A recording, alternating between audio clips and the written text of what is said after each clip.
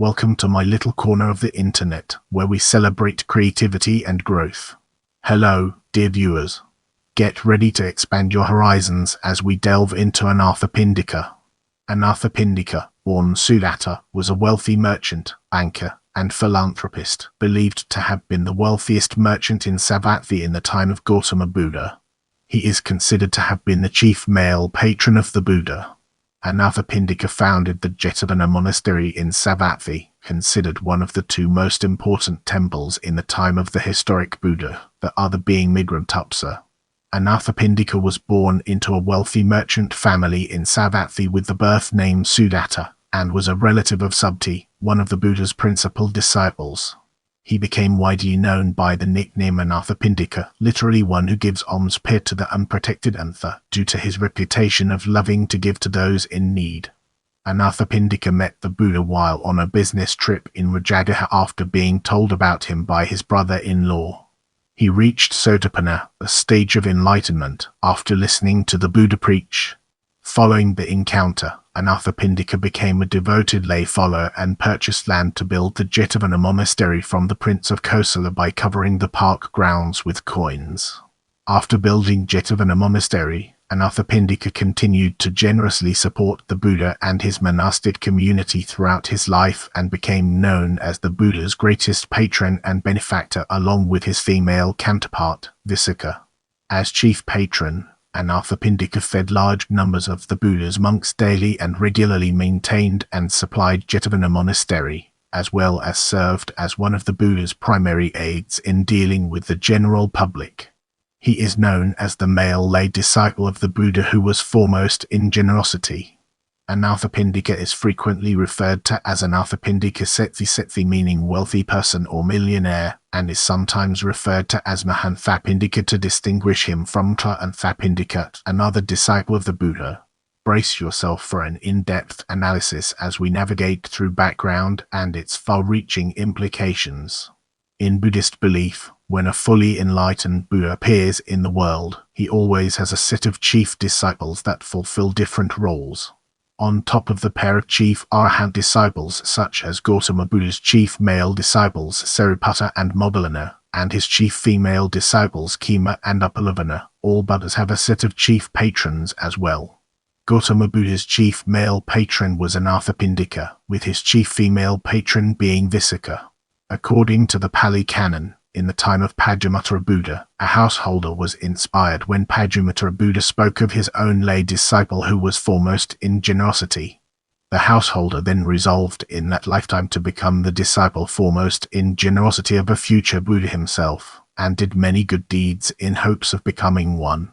His wish was fulfilled in this lifetime when he was reborn as Anathapindika and became the chief patron of Gautama Buddha. Brace yourselves for the next chapter, where we'll be dissecting early life and family. Anathapindika was born with the given name Sudatta and was the son of a wealthy merchant named Sumana. He was a relative of Subti, who would later become the disciple of the Buddha who was foremost in being worthy of gifts Dakshina. When Sudatta grew up, he married a woman named Puakan, the sister of a wealthy merchant in Rajagaha. Sudatta was known for his generosity even before his conversion to Buddhism, and was known to the public by the nickname Anathapindika, or one who gives alms to the unprotected, due to his love for giving. Anathapindika had one son, Cūla, and three daughters, Mahā, Cūla and Suman. His daughter-in-law was Sujta, the youngest sister of his female counterpart, Visakha. Now, let's shift our perspective and explore meeting the Buddha from a different angle. Buddhist texts describe Anathapindika's first encounter with the Buddha as being in Rajagaha. While on business, Anathapindika went to visit his brother-in-law, who was already a follower of the Buddha. When he arrived at his brother-in-law's house, he noticed that the household was preparing for an elaborate feast, and mistook it as preparation for a wedding or a visit from the king. When Anathapindika asked about the preparations, his brother-in-law explained that they were preparing for a visit from the Buddha the Enlightened One and his monks. Upon hearing this, Anathapindika became overjoyed, exclaiming, "You mean that a fully enlightened being had arisen in the world?" and immediately resolved to go meet him. The following day Anathapindika rose early to meet the Buddha, but realized it was still dark.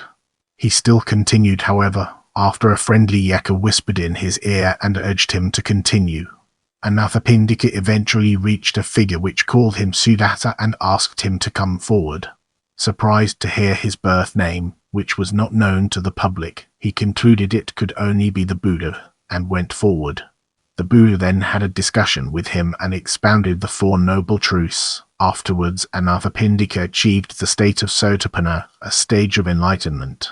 Moving on to the next segment, we are building Jetavana Monastery. Following Anathapindika's first encounter with the Buddha, he requested to offer him a meal, which the Buddha accepted, and then asked to build a temple for him and his monks in his hometown of Savatthi, to which the Buddha agreed. Shortly after, Anathapindika went back to Savatthi to search for a place to build the monastery. Looking for a place that was both accessible to followers and peacefully secluded, he came across a park belonging to Prince Jita, the son of King Pasenadi of Kosala. Anathapindika offered to buy the park from the prince, but the prince refused. After Anathapindika persisted, the prince said he will sell him the park if he covers it with coins, thinking nobody would accept such a price. To the prince's surprise, Anathapindika agreed.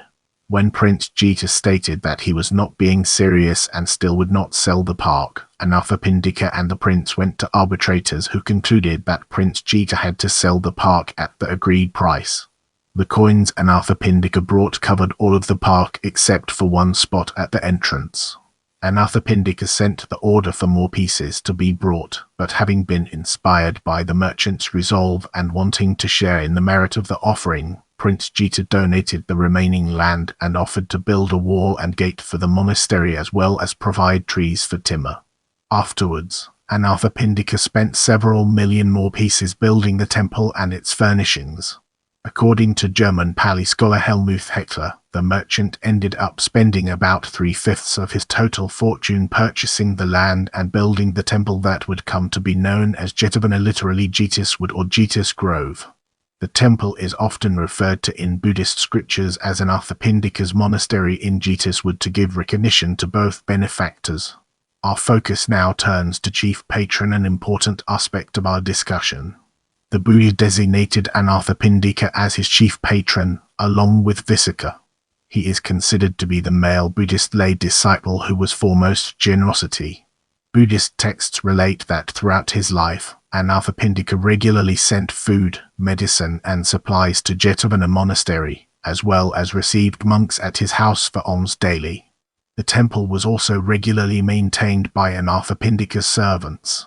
When Anathapindika was away from home, he would assign his oldest daughter to give alms in his place. Whenever the Buddha was in Savatthi, Anathapindika would visit him twice a day. After first meeting the Buddha, Anathapindika committed to following the teachings and strictly observing the 5 precepts, as well as encouraged his family, friends, employees, and everybody around him to do the same. According to Buddhist commentaries, Anathapindika never asked the Buddha a question out of fear of troubling him. Instead, the Buddha would preach to him on his own accord. Anathapindika was also well versed in the Dhamma and an excellent debater. Buddhist scriptures describe a time when he visited a temple of another religious tradition and a debate ensues, with Anathapindika skillfully defeating the followers of the other religious tradition. Anathapindika and Visakha were not only the greatest donors to Gautama Buddha but also his primary aides when dealing with the general public. The Buddha frequently turned to one of the 2 chief patrons whenever there needed to be something arranged with the lay community.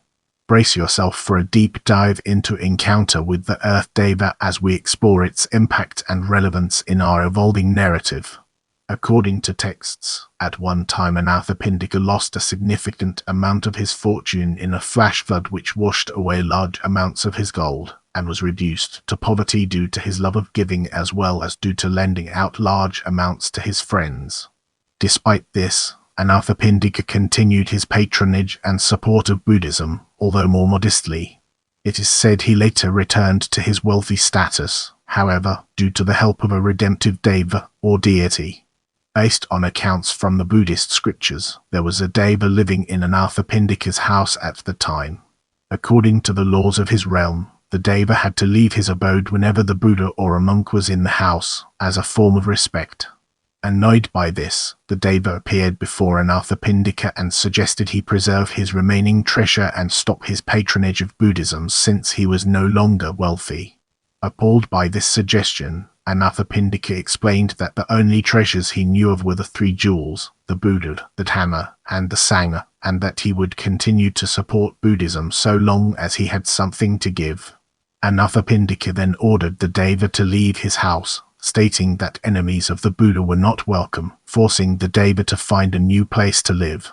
The homeless deva went to several authorities, eventually reaching Sakka, the king of the Devas in Triashriya, who suggested he must atone by retrieving Anathapindika's lost gold, convincing his debtors to repay their debts, and by giving Anathapindika buried treasure, which had no owner.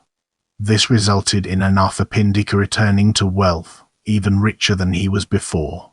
In the upcoming portion, we'll be dissecting the story of Kolakini to gain a comprehensive understanding of its implications. One famous story described in the Buddhist scriptures is the story of Kolakini. Kolakini, whose name means unlucky bird, was a childhood friend of Anathapindika who was impoverished. When Kolakini asked Anathapindika for aid, the Setthi offered him a job at his house. This decision was met with backlash from Anathapindika's household due to Kolakini's low status and the superstition at the time of Kolakini's name being a bad omen. Anathapindika ignored this superstition and his status, however, and granted his friend a job. This eventually worked in the favor of the household, however, when a group of thieves attempted to rob Anathapindika while he was away on a business trip. When the vigilant Kolakini noticed the thieves, he started making loud noises, convincing the thieves that the household was full and causing them to leave. As we enter this new phase, let's navigate the complexities of death and discover its practical applications. When Anathapindika grew ill later in life, he was visited by Sariputta and Ananda, 2 of the Buddha's principal disciples. Sariputta delivered a sermon, recommending Anathapindika focus on freeing his mind from clinging and to reflect on the impermanence of existence. The Setthi later proclaimed this sermon to have been the most profound sermon he has ever heard, which Sariputta explained was because this teaching was not normally given to lay people. Shortly after Sariputta and Ananda left, Anathapindika died. According to the Buddhist scriptures, Anathapindika was reborn as a deva into heaven after his death, where he would live as long as his female counterpart Visakha and the king of Tavatim's heaven, Sakka. With the groundwork laid, let's now examine legacy and its connections to our previous discussions. Anathapindika is considered to be one of the most exemplary adherents of the Buddhist virtue of generosity. Not only did he regularly provide alms and necessities to the monks at Jetavana, he hosted hundreds of monks at his residence for meals daily. Referring to Anathapindika, the Buddha stated that for one who was dedicated to perfecting the virtue of generosity, nothing in the world is capable of stopping him from giving. Anathapindika's love of giving, combined with some misfortune, at one point reduced the Setthi to poverty. But even in times of hardship, Anathapindika was described as continuing his patronage of Buddhism, although with much more modest gifts. His wealth was eventually restored to him, however, due to the power of the merit of his generosity. Anathapindika's patronage had a significant impact on Buddhism. Anathapindika's hometown of Savatthi was considered to be the center of Buddhism at the time, being the location of a significant number of the Buddha's sermons. On top of that, the Buddha spent 19 rainy seasons at Jetavana Monastery, more than any other temple during his lifetime. After the building of Migramtapsa Monastery in Savatthi by Visakha, the Buddha would alternate between Anathapindika's monastery and Visakha's monastery whenever he was staying in Savatthi. Anathapindika's generosity even inspired King Pasenadi, another follower of the Buddha, to himself start generous patronage of Buddhism. According to religious studies scholar Todd Lewis, Anathapindika is one of the most popular figures in Buddhist art and storytelling in Asian Buddhist tradition. Buddhist scholars George de Bond and Anāthapindika point to the story of Anathapindika as evidence that the Buddhist path for lay people and the rewards of generosity in Buddhism are not distinct from the path to nirvana that is the focus of Buddhist monastics. Remember to follow me on social media for behind-the-scenes content and updates.